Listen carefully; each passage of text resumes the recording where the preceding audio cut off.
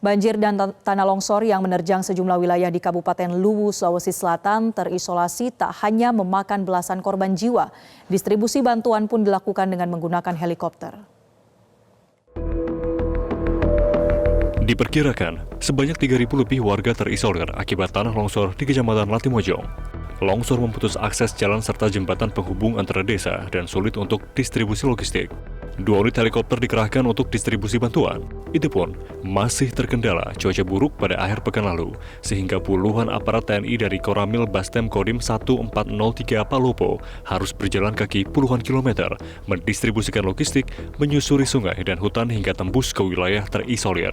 Warga yang terisolir kekurangan pasokan makanan dan terancam kelaparan jika logistik tidak segera tersalurkan. Selain 2 unit helikopter, rencananya distribusi logistik ke Kecamatan Latimojong akan dilakukan dengan mengerahkan kendaraan off-road motor trail.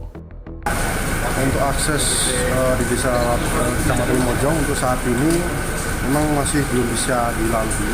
Tapi tadi dari anggota Koramil Bastem, kurang lebih 15 orang sudah bisa masuk sampai ke Kadundung, yaitu salah satu desa yang di Kecamatan Latimojong.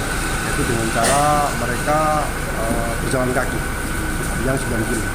Salah satunya adalah melalui sungai, di mana sungai Kadundung tersebut. Kemungkinan besok akan kita survei apakah bisa dipasang jembatan beli ataupun mungkin nanti akan menyeberang. Dan inilah proses evakuasi korban banjir bandang dan tanah longsor dengan menggunakan 2 unit helikopter pada Minggu pagi oleh aparat TNI dan Polri setelah 3 hari terisolir. Dari 15 korban yang dievakuasi, diantaranya adalah ibu hamil bersama 2 orang putrinya yang masih balita. Tangis haru menyambut mereka saat tiba di lapangan Andi Jepa. Para korban banjir dan tanah longsor dijemput oleh keluarganya.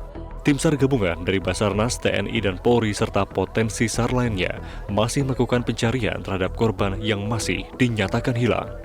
Kebetulan ini kan titiknya banyak di Latimojong.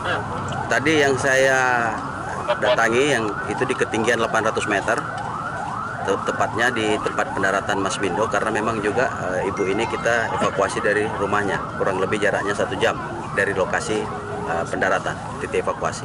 Banyak jalur yang putus. Tadi dari udara saya lihat banyak jalur yang putus.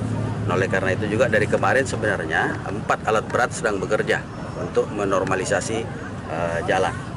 Walaupun itu jalan tanah ya, tapi paling tidak bisa dilintasi. Kemudian ada beberapa jembatan yang putus, itu kendala utama. Sementara itu, pihak Badan Penanggulangan Bencana Daerah atau BPBD Sulawesi Selatan merevisi jumlah korban jiwa banjir bandang dan tanah longsor yang melanda Kabupaten Luwu, Sulawesi Selatan. Sebelumnya, jumlah korban yang dirilis sebanyak 14 orang, namun setelah pengecekan ulang jumlahnya menjadi 12 orang dan 1 masih dinyatakan hilang. Di lokasi Suli itu kan masih susah diupdate ya, karena semua akses telekomunikasi pada saat itu tutup, sehingga update yang diupdate oleh BPBD Luwu itu dia berdasarkan data sementara sebenarnya. Jadi pada saat sudah dilakukan pencarian ternyata yang dicari itu belum meninggal. Nah, dan kita bersyukur karena sudah meninggal. Ya. Jadi data sebenarnya Pak? Jadi data sebenarnya itu seperti disampaikan oleh Pak Bupati bahwa untuk Luwu itu 11 MD meninggal dunia. Total keseluruhan ya? Ya, dulu ya. Satu masih dalam pencaharian. Yang terakhir kita tadi ditemukan yang disampaikan oleh Pak Kapolres. Hingga kini, tim SAR dan petugas gabungan masih berusaha mencari korban hilang dan menyalurkan logistik ke daerah-daerah terisolir. Tim Liputan Metro TV. Jelajahi cara baru mendapatkan informasi. Download Metro TV Extend sekarang.